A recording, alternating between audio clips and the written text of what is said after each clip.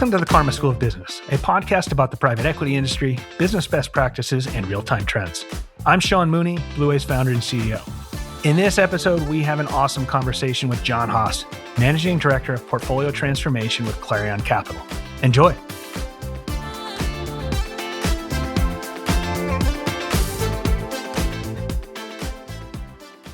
I am super excited to be here with Jon Haas from Clarion Capital. Jon, thanks for joining us. Sean, great to be here. This is a good one. I'm really excited that Jon is joining us. I've wanted Jon to join us for a long time. I was trying to think before this, like, how long have we known each other? I think it goes way back, certainly to the earlier days of when we were around, but I'm trying to think, did it even go further? Yeah, I think we first met actually right around the time that you were getting going with Blue Wave. You were probably questioning me. At that time, it was generally regarded to be the worst midlife crisis in East Coast private equity history, but but we made it. So it's been a long time. So I'm looking forward to this conversation. I think it'll be a fun one and a really interesting and informative one. And so as we get into our conversation here, Jon, let's start back by even going further back. So can you tell our listeners and share a little bit more about yourselves, where you grew up, kind of college, some of these early formative experiences? Sure, happy to. Not sure how interesting it is, but I grew up in Armonk, New York, about 40 minutes north of the city. At the time, I didn't realize what most of my friends' parents did for a living, but looking back, many were in commercial real estate, law, or worked on Wall Street. There was also a group of dads we used to joke who worked in the construction industry. No one really knew what they did and no one asked. I'd say one of the most important turning points in my life actually happened in middle school. I was running with the wrong crowd, so my parents encouraged me to transfer to private school. I went to Rye Country Day. And looking back, I'd say that decision ended up having an enormous impact on my career. One of my closest friends' father was a partner at Warburg Pincus, and through that friendship, my dad actually got to know him as well. My father had been a senior executive at Time Warner, but after Jerry Levin, who completed the infamous AOL acquisition, took over as CEO, he brought in a new CFO, and my dad took an early retirement. But through that relationship I mentioned with my friend, he was connected with Warburg Pincus. He joined a couple of boards of their portfolio companies, and watching my dad work with those companies gave me my first exposure to private equity. He saw firsthand the impact investors could have, not just financially, but operationally, and he encouraged me to consider the industry someday. It's an amazing background for people who get the opportunity to grow up in the New York City kind of metro area. So I grew up in Austin, Texas. So like we had none of that, but we had different things. So I grew up in a family business working on the back of manufacturing plants. But then when I went to college, all my roommates were kind of like these New York City metro areas, and their dads all grew up in this area. And so like their family business in many ways was kind of this growing up in the investment world. And they were kind of almost like, whether they knew it or not, they were trained to think like investors since being a kid, because that was the world that they lived in. And so, as I think about this through the lens of your childhood, you didn't know it, but you had this great opportunity to osmotically kind of breathe in your future job. Absolutely. But I would say my path was anything but direct. So I went to college up in New Hampshire at Dartmouth. When I graduated, I followed my heart and moved to Washington, D.C. to be near my college girlfriend. About a month later, she broke up with me. It wasn't exactly the career plan I had envisioned. I actually started at a small consulting firm, but it quickly became clear that it wasn't the right fit.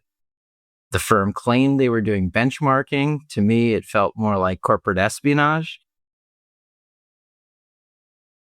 Fortunately, though, through an introduction from a family friend, I joined A.T. Kearney.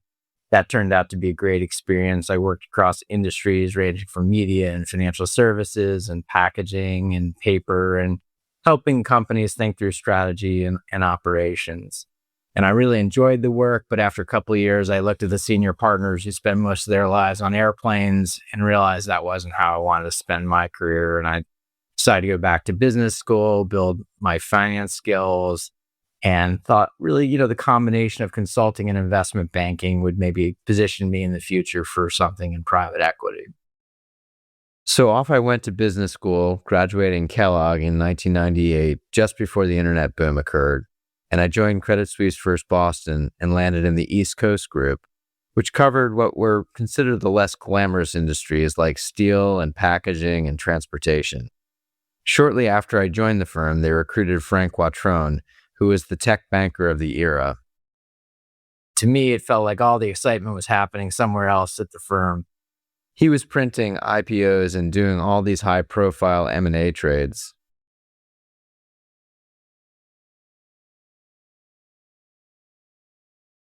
In the year 2000, many of my classmates were leaving banking and consulting to join startups in Silicon Valley like Pets.com and Cupid.com, which, by the way, didn't end so well. And watching all that unfold made me realize that if there was ever a time to take more career risk, this was it.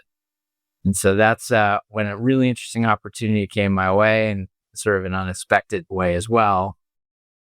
My brother-in-law worked at Wasserstein Perella, and he knew Mark Ute, Clarion's founder, was leaving to start a new private equity firm after he had led two very successful investments in Wasserstein's fund.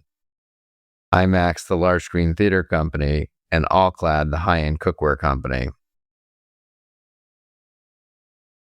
And so my brother-in-law went into Mark's office one day and asked if he was hiring, and Mark explained to him that he was going to be staying on as a senior advisor at Wasserstein, and as a result, he agreed with Bruce not to hire anyone of the firm's employees. In a moment of brilliance, my brother-in-law responded, "Well, if you can't hire me, you should hire my brother-in-law." So Mark and I met. We immediately connected over sports and business and investing. He offered me an opportunity, and I took the leap. And so when I first joined Clarion, we didn't even have a fund. We had two initial investments and a plan, and the strategy was actually to sell IMAX. And the two co-CEOs, who were former Drexel Burnham partners and Mark, were going to join us, and then we were going to raise our first institutional fund. But then reality intervened. So 5 of the 6 largest movie theater chains, who were IMAX's biggest customers, all filed for bankruptcy right after the process was launched to sell IMAX. So the sale process stopped. The co-CEOs had to basically go back and run IMAX, and our fundraising plans had to be completely rethought. But instead of giving up, we found an alternative path. We secured backing from a hedge fund that specialized in seeding emerging managers. And we continued investing, built the team, and eventually raised our first institutional fund several years later. Since then, I'd say we've been fortunate to build one successful fund after another, grow the firm into what it is today. And we've had some pretty impressive results along the way. Looking back, every stage of this journey, from changing schools to a breakup to missing the internet boom to almost not getting our firm off the ground, felt like a setback in the moment, but each one ended up opening a door that otherwise wouldn't have existed. So today we're investing out of our 4th fund, and I like to joke we're a 25-year overnight success.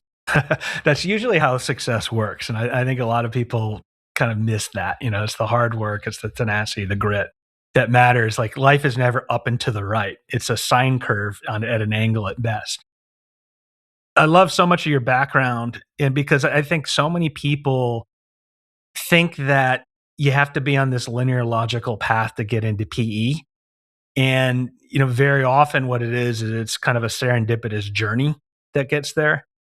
And what I really like about your background as well is you started off with consulting, then you found your way into investment banking, and then you went into private equity, and what seems maybe like a direct path, but I'm sure there's a lot of like moments of opportunity and grabbing them when they came. When I started, somewhat similar and different things. I was in Houlihan Lokey's restructuring group in the 90s. A lot of people forget that the 90s were tumultuous. So, Yeah. like, the experience they were giving me as like a 22-year-old kid was almost like grossly negligent. But so I think the statute of limitations have passed then. It was just kind of amazing time. We were competitors with Wasserstein Perella. Those were kind of 2 of the groups. And then Blackstone were all kind of the founders of the restructuring industry.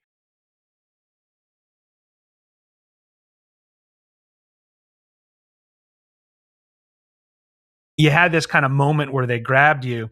But I kind of went from investment banking to a PE firm where one of the managing directors that I worked with grabbed me and took me out to Greenwich, Connecticut. But what I didn't have, which I then subsequently appreciated, the next PE firm I worked with was they hired a lot of consultants. And I was really good at modeling and writing things in Microsoft Word. And they were really good at kind of like understanding the levers of value in PowerPoint. And if I were to play it all over again, I was like, oh man, I think that consulting skill set was more valuable than me knowing how to make a model in 30 seconds. And not that that wasn't valuable too, but I was always just kind of, maybe it's grass is greener. I was always kind of jealous of the kids who did kind of what you did because they had that kind of framework to think through, like, is this a good business? The skills I got, I think, were very valuable in their own right, but I was always kind of grass is always greener on that side.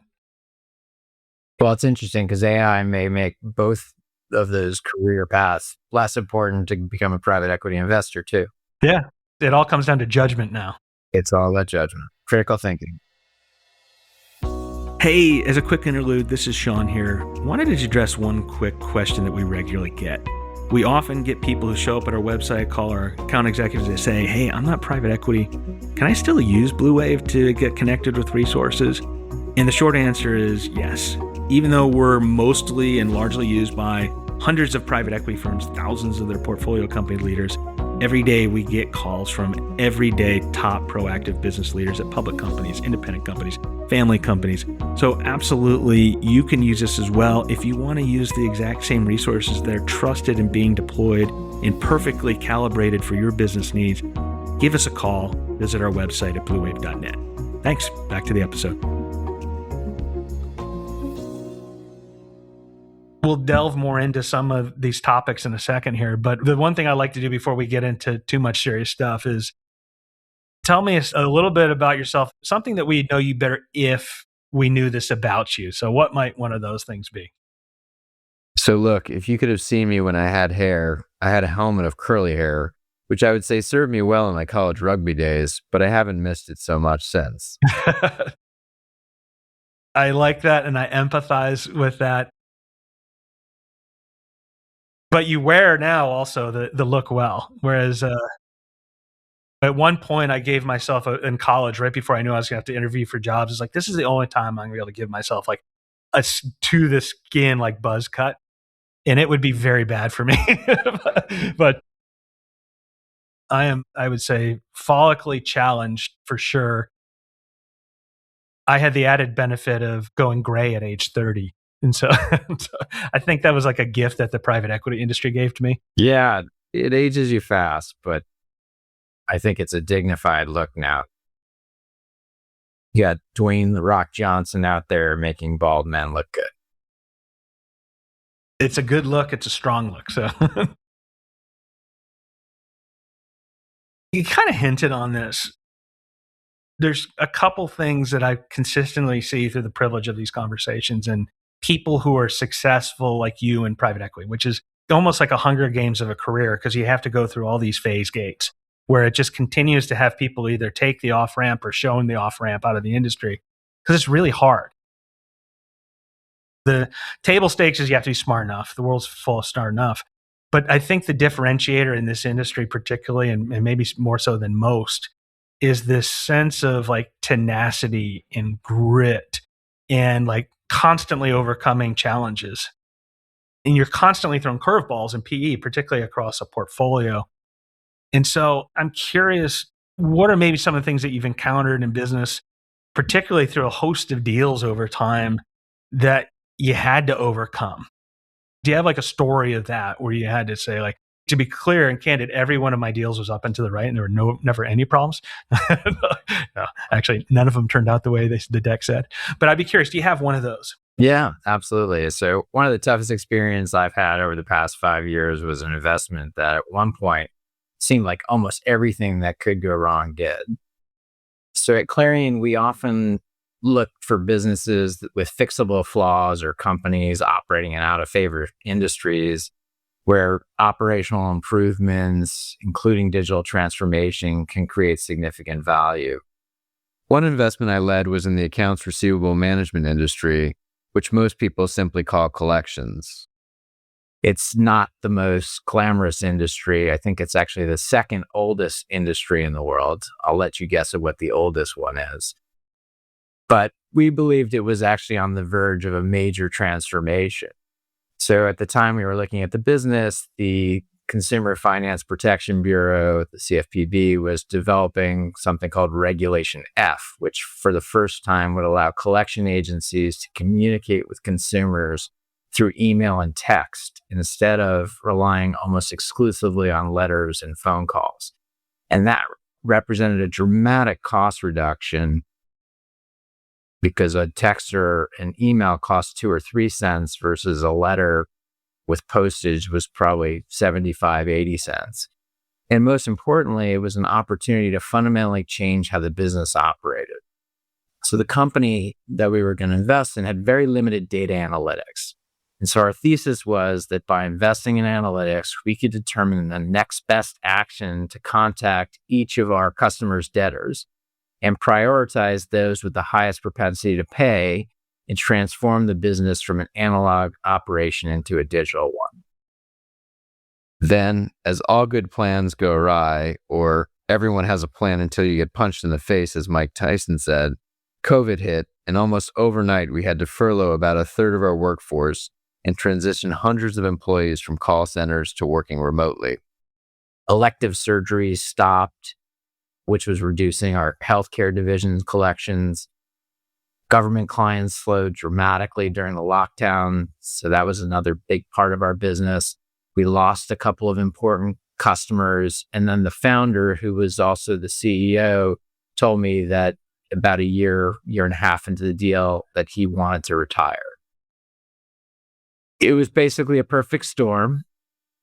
We recruited a first-time CEO who embraced the transformation strategy, but despite making meaningful progress, the financial results deteriorated before they improved. At the same time, a couple years into his stint, he had a significant family tragedy and ultimately decided to step away from the business and thought he would be better served going back into the corporate world, which would be a little bit less pressure for him. So at that point, it would have been easy to conclude the original investment thesis was wrong. Instead, we sort of asked ourselves a different question, which was, has this investment thesis changed or have the circumstance changed? We still believe the long-term opportunity was intact. The fundamentals of digital communication and analytics hadn't changed. We simply had to navigate through a pretty extraordinary series of events. So we promoted the company's number 2 executive to CEO, and he proved to be an exceptional leader. We continued to invest in analytics rather than pulling back. We completed a couple of strategic acquisitions, and we stayed focused on executing the original vision. And then another unexpected catalyst arrived, artificial intelligence. I won't pretend that we predicted the AI revolution when we made this investment. We didn't. But because we already digitized the business and had built a strong analytics platform, we were in a great position to capitalize on it far more quickly than many competitors. So today, roughly 90% of our customer interactions occur through digital channels. So email, text, ringless voicemail, which compares to virtually none when we acquired the business. We're now using conversational AI to improve customer engagement while we're growing revenue without adding significant headcount. So I'd say the biggest lesson for me on this deal wasn't about collections or even technology. It was about conviction. As investors, you constantly have to distinguish between a thesis that's broken and a business that's simply going through an exceptionally difficult period. If you can't tell the difference, you'll often abandon your best investments at precisely the wrong time. The story, as you're telling it, I could feel my heart rate picking up because I'm getting triggered for the similar experience. I think every private equity investor who listens to this is probably like nodding as they're listening, because like everyone's had that happen at least multiple times in the differences in how you react. There's a metaphor that I always latched on to when I was in PE. In PE, you have to be a buffalo. And for people who know kind of like nature, buffaloes are very unique in that When a storm comes, most animals will kind of like seek shelter and kind of furl down. And what buffaloes do is they start running towards the storm and just go straight through it. It's some genetic imprinting knowing that you get out of the storm faster.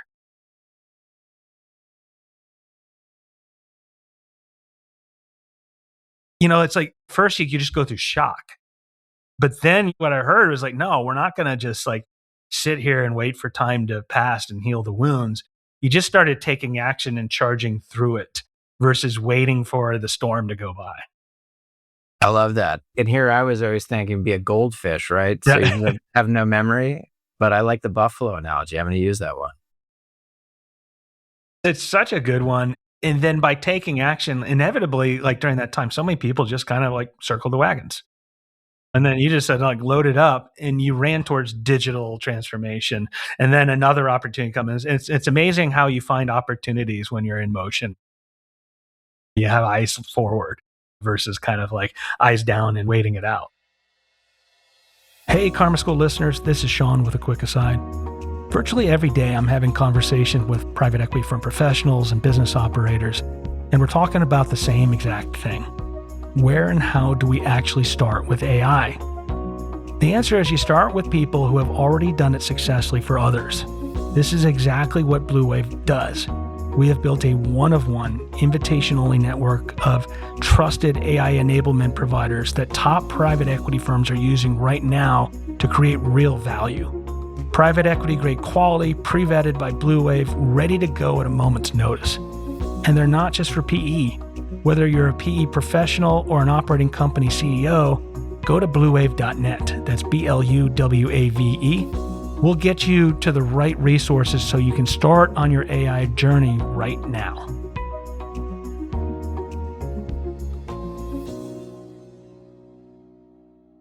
Jon, you've got an interesting vantage, I think, almost solely or very uniquely in private equity, in that the first chapter of your career was on the deal side.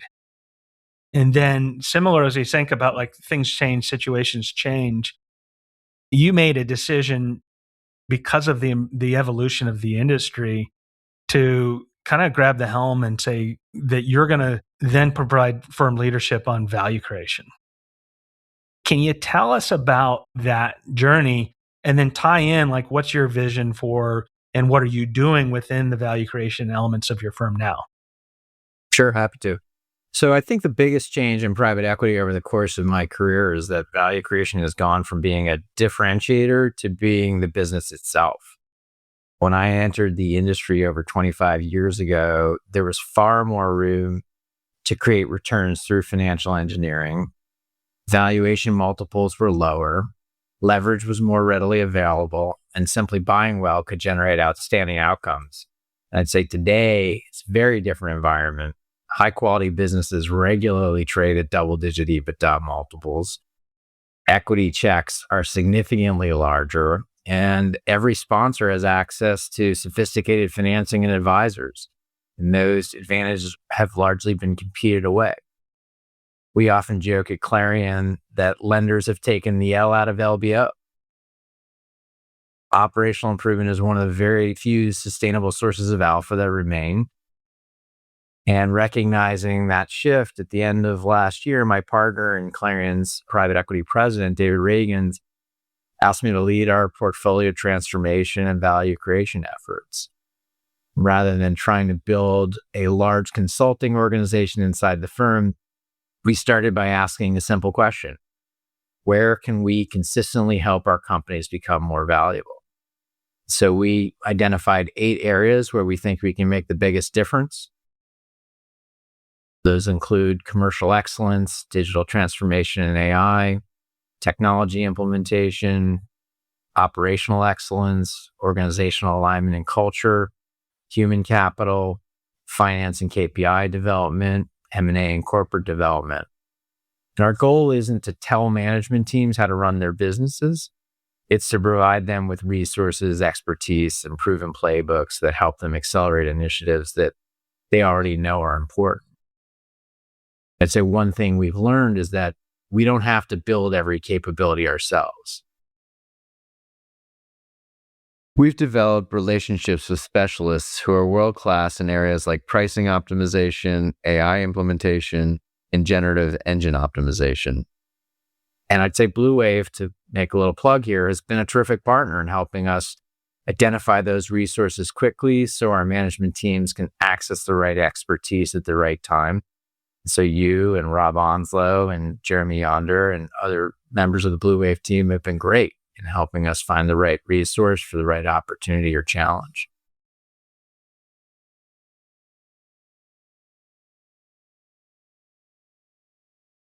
And I appreciate the shout out there. To be fair, as long as we've known each other, I've always appreciated how you and Clarion are so forward looking, right? You're not afraid to zig when others zag. It's this idea that the world is going to change, but you're going to find the opportunity in it versus stew over the change. And so that's something that we've consistently seen in you all, is like identifying elements of value and then the levers that you can pull with them. And I really also admire the approach that you've taken where you're saying like, hey, we're going to create this kind of symbiotic whole, and you're going to get one of the deal partners to then take over the value creation side so it fits together really well. And you all have a lot of thoughtfulness in terms of how you're approaching it.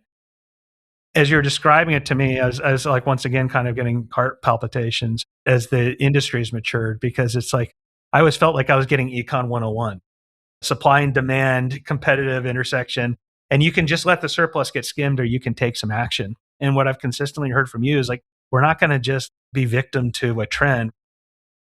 We're going to bend it to our will. And that's kind of what you're doing and what you're articulating here. So you're in the alpha game, and I appreciate the position, particularly that your firm and you take to go get it versus just saying, well, no, it's a competitive market. Because I hear that from a lot of particularly younger professionals in PE. We're like, oh, it's so much harder. Well, it's always been hard. So what matters is what you do about it. I don't mean to uncomfortably flatter you, but I've always appreciated that approach that you and your firm take in that regard. I appreciate that. We're actively debating now, and I think other private equity firms maybe too, how much value creation should be standardized versus how much should be customized. About 80% of our investments are founder or family-led businesses, and in most cases, we're the first institutional investor they've ever worked with. We're very proud that we've been recognized multiple times by Inc. magazine as a founder-friendly investor, because we believe founders build successful businesses for a reason, and our job isn't to replace their vision, it's to help them realize it. But that also means striking a balance between introducing best practices and preserving what makes the business successful in the first place. And so for us, value creation isn't about imposing a one-size-fits-all operating manual. It's about partnering with management to institutionalize the business, build capabilities that endure long after we're gone, and position the business to be attractive to the broadest possible universe of buyers. The fact that roughly 2/3 of our exits have been to strategic acquirers tells us that the approach has worked pretty well. And I think ultimately the firms that will outperform over the next decade won't necessarily be the ones that find the best deals. They'll be the ones that become the best partners to management teams after the deal closes. And I appreciate that perspective. And we started in PE kind of in the same time or era, if you will. In the early days, it was here, we're going to invest in based on what the company is, right? And then we're going to maybe, do a kitchen or a bathroom. And then today it's about what the company can or will or should be. So it's a transformation game. And that has kind of profound implications on the types of companies you invest in, how you invest, how you price and kind of manage risk and opportunity. Given your perspectives that we've already talked about, one thing I'd love to pick your brain on here, Jon, is how did limited partners today, what is their lens through the type of risks, the type of returns, the variability, the consistency, the amplitude? What is their kind of lens on PE today? And then how does that maybe impact how PE at large is kind of reacting to the missives that they're sharing? I think one of the most interesting questions in private equity today is whether our incentives are unintentionally pushing us towards average outcomes. Ask any LP what they want, and the answer is straightforward: top decile returns. But if you ask what characteristics they reward during manager selection and re-ups, the answer is often very different. Exceptional winners are appreciated, but losses tend to receive far more scrutiny. In other words, we celebrate upside less than we penalize downside. And that creates an interesting tension. At Clarion, we've historically looked for investments with asymmetric risk-reward profiles, not because we enjoy taking risk, but because we believe that's where outsized returns come from. The reality is that approach doesn't produce a portfolio where every investment is a success. And we've certainly had investments that didn't work, but we've also had a handful of businesses that have generated an extraordinary share of our overall return. And those runners are what create alpha. I sometimes wonder whether our industry has become uncomfortable with that reality. Private equity isn't baseball where batting averages tell us the story. It's more similar, I think, in some respects to venture capital, or at least in one respect, which is a relatively small number of investments often drive a disproportionate share of return. And so if every investment in a fund is a modest success, there's a reasonable chance the overall fund will also be modest. And I think this has implications beyond LPs. It also affects investment committees. The danger, I'd say, isn't disagreement. It's optimizing for decisions that carry the least career risk. So consensus can become more valuable than conviction. And sophisticated financial models can often overshadow first principle questions like, is this the right CEO? Or does this business have a competitive advantage that others are underestimating? It's often easier to approve the 20th roll-up in a well-established industry than back a company with an unconventional business model, or one that has customer concentration, or a thesis that doesn't fit neatly in a spreadsheet. Yet those are often the investments with the potential to generate truly differentiated returns. And the challenge is becoming even greater because AI is accelerating the pace of change. It's increasingly difficult to predict what an industry or a competitive advantage will look like 5 years from now, let alone 10 years from now when the next owner's planning to exit. And I think that uncertainty doesn't mean we should become more conservative. It means we need to become better at distinguishing between intelligent risk and unnecessary risk. So to me, this is where value creation becomes the differentiator. The firms that outperform won't simply identify promising businesses. They'll build organizations that can adapt faster, adopt new technologies sooner, create value through execution rather than relying on financial engineering alone. And ultimately, I think the industry's biggest challenge isn't finding higher return opportunities. It's making sure our incentives don't discourage us from pursuing them. I love that perspective. It goes back to not being afraid to zig when others say zag. In an industry where most people are kind of doing follow the leader because of exactly that, it would drive me insane when I was in your shoes, because it's like we would spend, and I would spend so much of my time focusing on the losers and frankly, like not giving nearly enough love to the winners. We would always debate. It's like, hey, we're spending 80% of our time trying to get back to an arbitrary zero, like money back. It's like, what is the point? Why don't we just clip this thing? And the ultimate answer was always like, don't hate the player, hate the game. Like the LPs will kill us. But the intellectually honest answer that we should have said is like, let's clip this thing and let's focus on quadrupling the winners and not like having to sell our best investment because we're fundraising too early on. And it would just drive me nuts. And so, what you're saying there, I think, is once again so true. And ultimately, it's like if the industry at large is going to be successful, it's like that intellectual courage to say, like, we're going to have to change as we do. There was a Mikey Life cereal commercial. It's like from the 80s.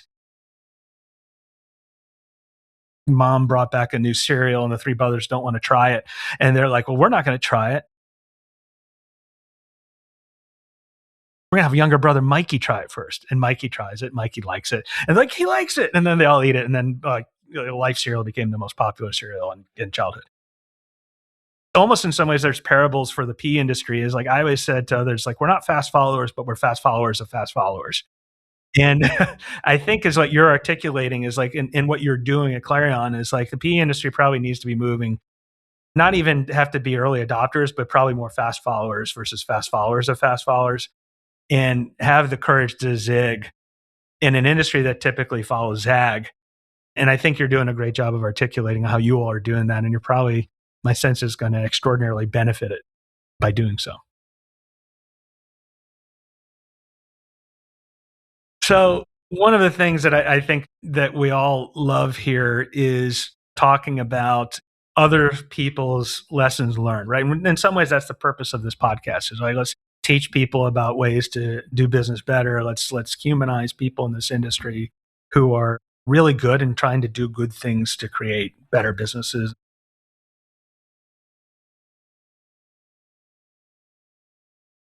But I think a lot of people who are successful learn a lot through reading the wisdom of others. And one of the favorite questions I get to ask on this is, are there any books that you've read or have had an impact on you that others you think should know about as well? Yeah, I love that question. So one of my favorite business books is Red Notice by Bill Browder. It's one of those rare books that's part investing story, part geopolitical thriller, and part lesson and courage. So Browder was one of the earliest Western investors in post-Soviet Russia. He built a firm called Hermitage Capital into the largest foreign investment firm in the country by buying deeply undervalued business that everyone else was afraid to own. So when Russia was privatizing industries in the 1990s following Glasnost, he was buying shares from workers who were given ownership in old line industrial businesses that they thought were worthless. And he wasn't simply chasing cheap assets. He was looking for situations where the market had dramatically overestimated the risk or underestimated the opportunity. And of course, the story takes an extraordinary turn. So after exposing corruption inside Russia, and this is a true story, Browder was expelled from the country. His companies were seized, and his lawyer, whose name was Sergei Majanensky, uncovered a massive tax fraud perpetrated by Russian officials. So his lawyer was imprisoned, denied medical care, ultimately died in custody after exposing the corruption. And Browder then reinvented himself from investor to human rights activist, and he advocated for the Magnitsky Act, which has become the model for sanctions legislation in multiple countries. It's also alleged that Browder's still high on Putin's list of people he would like to eliminate. It's an incredible story, but the investing lesson there stayed with me, which is the best investments aren't necessarily the one with the fewest risks. They're often the ones where everyone sees the same risks, but only a few investors correctly understand which risks actually matter. And that lesson actually influenced me in one of my favorite investments. So about 10 years ago, I led investment at Clarion in a software localization company that was based in Brno in the Czech Republic. And on paper, there were plenty of reasons to walk away. The business had meaningful customer concentration. It was headquartered halfway around the world in a city most people couldn't find on a map. And many people believed that machine translation would eventually eliminate the need for human translators. So almost every advisor we spoke with focused on those risks. But our diligence uncovered something different, which was Microsoft had recently selected the companies to support its cloud and enterprise division. Growth from other customers like Apple, Google, Facebook, and Amazon was accelerating, and the company's role was evolving beyond translation into a broader set of managed technology services. And so we concluded that the market was focused on risks that were visible while overlooking opportunities that weren't yet reflected in the financials. And so 3 years later, after we bought the business, EBITDA tripled. We ultimately were able to sell the business to a company called RWS, which is publicly traded in the UK, and made 8 times our money. Clarion received the Buyout Insider's International Deal of the Year award in March of 2018 for the Moravia transaction. And so looking back, we were also a little fortunate with our timing. Shortly after our exit, the industry faced some pretty meaningful challenges, first from COVID, and then more recently from the rapid advancement of AI. That's another lesson I think Red Notice reinforced in me, which is great investing isn't about finding businesses with no uncertainty. It's about developing a point of view that's different from the markets and being right often enough that the winners more than compensate for the inevitable mistakes. Well, I'm going to one-click that book, first of all. It's probably both of us being around during that kind of era where it was changing. It was just the drama and the theater of that whole time in life will be fun. But I also love the consistency of our conversation here, John, where it's just this constant, like, don't be in the herd. The herd will keep you safe, but you're going to get average returns. You're going to get average outcomes. And it's the audacious ones who maybe take a step forward and go to the front that kind of benefit. Whether it's, software in the Czech Republic or it's a debt collection firm, the easiest word in the English language is to say no. It's like 2 letters, right? There's some, I forget what the parable is, like the word yes requires all these muscles in your mouth, And so I think the consistency that I've gotten from our conversation here is don't be afraid to go out, look at things differently. The herd is safe, but not necessarily the best place to be when there's a storm run through it. And that book not only personifies, I think, our conversation, but also a lot of the way that you and your firm approach investing. And so I'm going to definitely take all of this conversation to bear. Also, just, I think everyday CEOs like myself get a lot of that. It's like so easy to play it safe. In some ways, playing it safe is a lot more dangerous, particularly in times like now where it's moving fast. So I've learned all sorts of things today that I wish I knew before, John. And I appreciate you taking the time out of your busy schedule to share a lot of lessons that I'm going to take to heart here. It's been a lot of fun, Sean. Appreciate all your support over the years and looking forward to working together for many more.